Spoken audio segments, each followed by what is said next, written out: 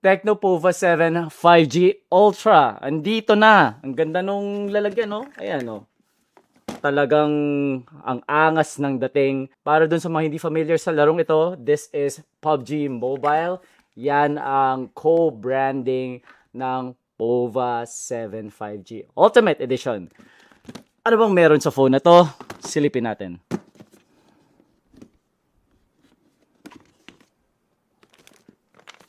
Here's the phone. PMSL SEA official gaming phone. Chipset, MediaTek Dimensity 8350 Ultimate AI processor, 1.5K AMOLED display panel, 6.67 inches with a refresh rate of up to 144 Hz, 6,000 milliamp hours durable battery that charges at up to 70 watts, 256 gigabytes of internal storage, and 24 gigabytes of memory. Siyempre, magkahalo na dyan yung physical, pati yung virtual RAM or RAM extension, which is 12 plus 12. Dolby Atmos. Here's a preview of the look of the rear panel. 108 megapixel main camera. 30 watts wireless charging. IP64 dust and water resistance. Dolby Atmos stereo dual speakers, dual SIM support. Pag umorder ka ng Tecno Pova 7 Ultra 5G, you will get a bunch of freebies at nandito siya sa crate na ito. Isa-isayin natin. Uy, ano to? Tecno exclusive trendy card na may PUBG Mobile theme. 5,000 milliamp hour magnetic wireless power bank. 18 watts magnetic charging speed. Oy, at meron din tayong Tecno branded na dito prepaid SIM card. At syempre, Tecno Pova 7 jacket.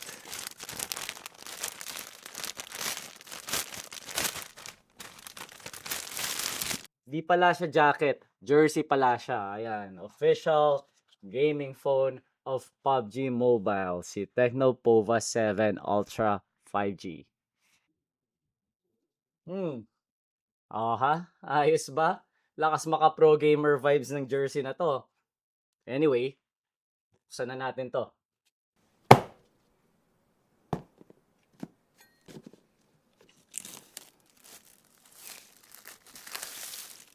Ganda ng box, oh. Ito yung itsura niya sa loob. The camera is the highlight, yung triangle corner island, camera island.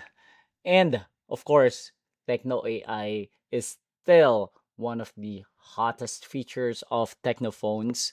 Then, the top 3 features of the Pova 7 Ultra 5G, which includes, syempre, chipset, MediaTek Dimensity 8350 Ultimate, 1.5K AMOLED display, and last but not least, 6,000 milliamp hours battery.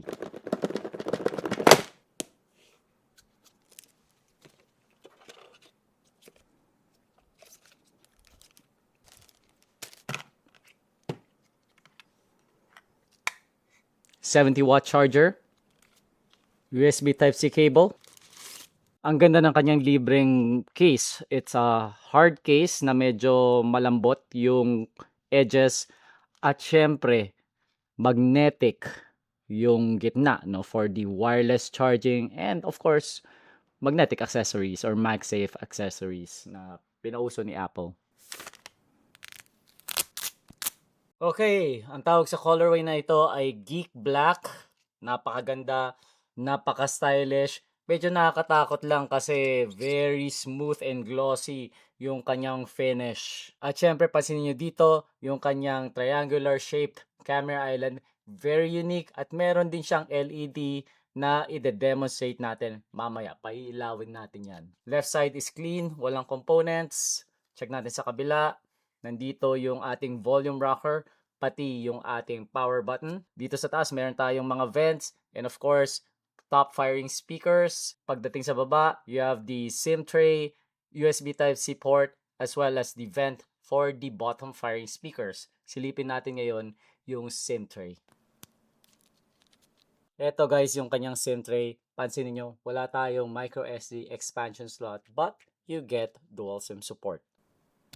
Aside from the fact na wala itong micro SD expansion slot, isa pang napansin ko dito ay wala na siyang 3.5mm audio jack. So unfortunately for those of you na nangangailangan yan, you're just gonna have to use a converter, USB Type-C to 3.5mm audio converter kung gusto nyo gumamit ng wired headset. Isa pang nagustuhan ko sa Tecnopova 7 Ultra 5G is the warranty.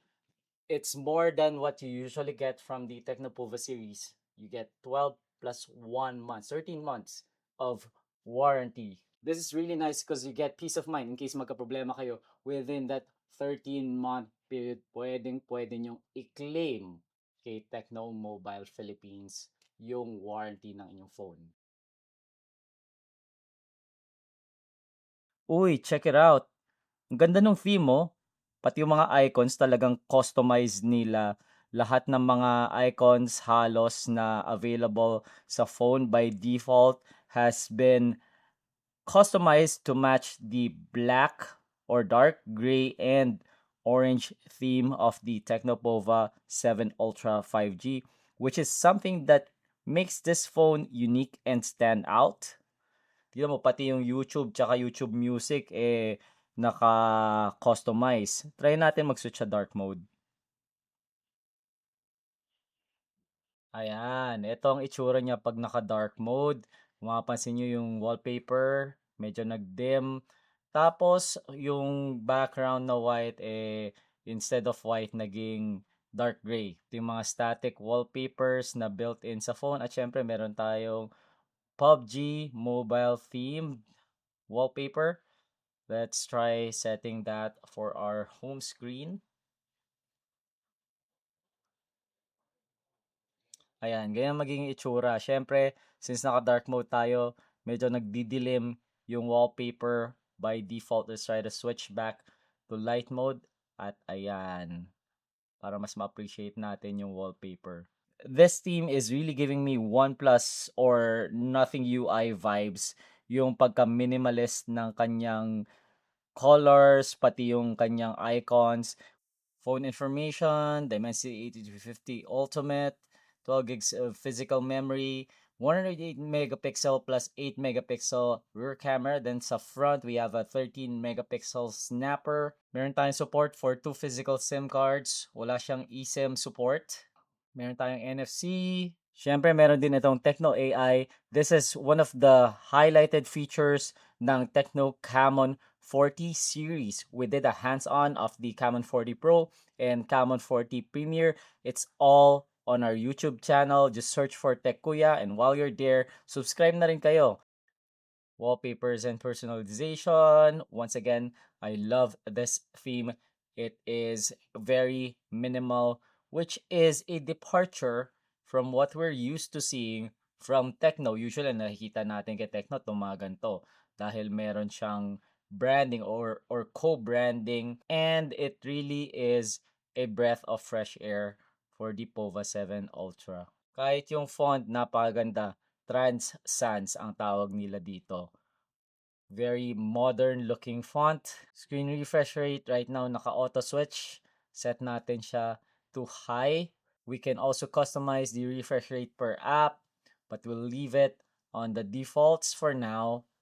Screen resolution, you can choose between UHD and HD. We'll leave it on HD.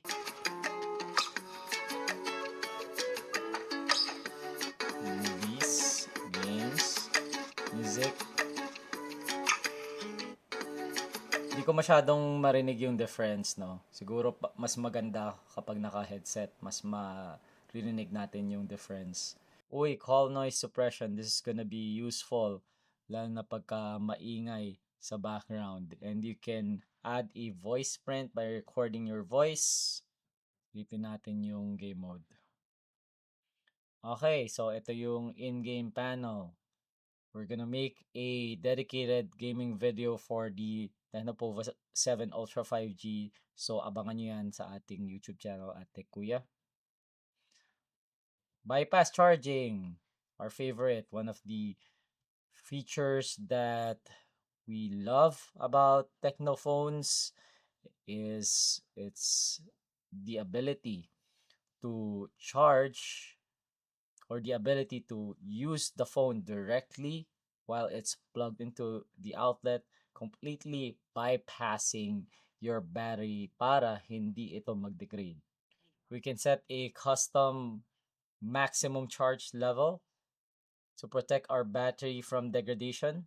Reverse wireless charging is also supported on this phone. It's a really nice addition. Reverse wire charging, of course. Tapos ito yung bypass charging. Ano to? Video assistant. Screenshot, screen recording. Interesting. So, pati sa video, may tool si Tecno that enhances your video watching experience. Ayan, no? And you can resize this panel. Quality, we're gonna set it to 2160p HDR. Tignan natin kung mawala na yung stuttering since we killed all the running applications in the background.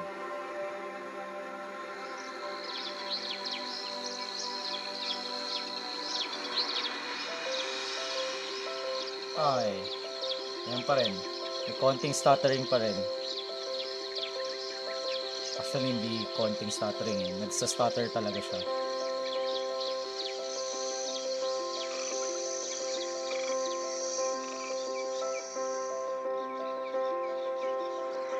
Ayan o, sa stutter o.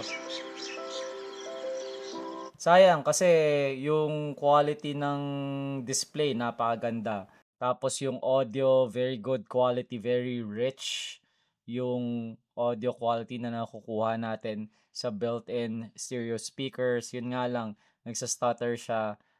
Hopefully, this is something that is fixable via OTA update. In my experience, only guilty men answer accusations with silence. In my experience, no one in power is innocent. There are cells buried deep within this prison so devoid of light and fresh air and all basic human considerations that up till now, I have forbidden their use. If you do not want to waste away the remainder of your days in one of these. Netflix, sobrang ganda ng quality. Hindi na siya nagsa-stutter. Looking at the playback specification, Widevine L1 is supported and full HD playback is also supported. Yun nga lang, wala siyang HDR capabilities. Next, we're gonna try the camera.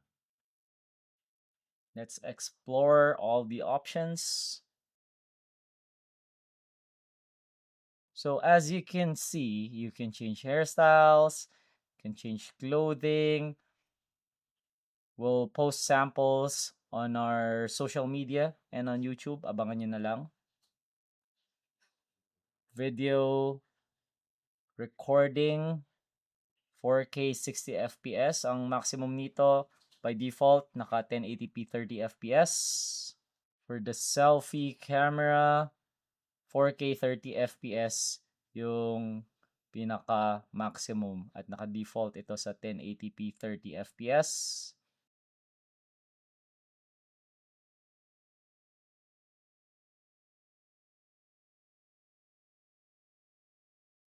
Subukan naman natin ngayon yung status light options. May kita nyo sumasayaw-sayaw yung ilaw sa likod. Ito yung area kung saan sumasayaw-sayaw yung ilaw na nakapalibot doon sa camera island. Kung titingnan nyo dito, there are two main scenarios kung saan mag-activate yung status light. First would be for notifications and second kapag nagre-ring yung phone. Ayan, ito yung sample ng pag-countdown nung timer na kasabay nung status light. O di ba ang cool. Isa pang gamit ng status light ay pag nag-charge. Demonstrate natin yan ngayon. At ayan, kung makita mo, umiikot siya to indicate that it is charging at yung grayed out portion, ito yung kulang bago siya mag 100% charge. O di ba ang cool lang? So far sa nakikita natin, talagang very promising ito, Tecno Pova 7 Ultra 5G. And there are about 3 or 4 reasons kung bakit ko nasabi to. Unang-una is the performance. You get a really strong chipset in the form of the MediaTek Dimensity 8350 Ultimate, and then mataas na capacity na physical memory, which by the way uses LPDDR5 or 5X memory modules, which is the fastest that you can get in the market right now. And last, yung very generous storage na mabilis din, no? And for more on that, we're gonna show the benchmarks, the actual numbers in a dedicated gaming video. So, abangan nyo yan. The second reason kung bakit very promising yung Tecno Pova 7 Ultra 5G is because of the display. Alam naman natin na kahit anong ganda ng performance ng phone, kung hindi mo siya ma-enjoy, wala rin, di ba? So, dapat maganda yung display. And with this, you're getting a Super AMOLED display, 6.67 inches, with a very high refresh rate of up to 144 Hz. So you will be able to take advantage of the power of the chipset in games that support high refresh rate. Then the third and fourth reason, siguro pagpalagay na natin yung audio quality, dual stereo speakers, which include Dolby Atmos support, and battery life. You're getting 6,000 milliamp hours of battery capacity in the Tecno Pova 7 Ultra 5G. Not only is this very generous, which means you will be able to play on your phone for extended periods of time, but also yung wired charging speed niya ay mabilis din, 70 watts. And then, the one thing that we've always come to love about Tecno phones, the bypass charging is supported in the Pova 7 Ultra 5G. Tapos, for the Ultra part, they took it one step further. May wireless charging support. Lapag mo lang siya on top of your wireless charger pag di mo ginagamit. And it's gonna be second nature. You're not even gonna think about your battery life kasi lagi kang nagta-top up. At pagdating sa user experience, hindi na rin nahuhuli si Tecno dahil tingnan mo nga naman, napakaganda ng default theme ni Tecno Pova 7 Ultra 5G. It really makes the phone stand out, and I'm sure hindi ka mahihiya pagkagamit mo ito sa labas. So, what do you guys think so far about the Tecno Pova 7 Ultra 5G? Pag-usapan natin ng phone na to, and for the in-depth review, abangan nyo yan sa ating YouTube channel at TechKuya. Subscribe kayo kung hindi pa. Kita-kits na tayo doon. Alam.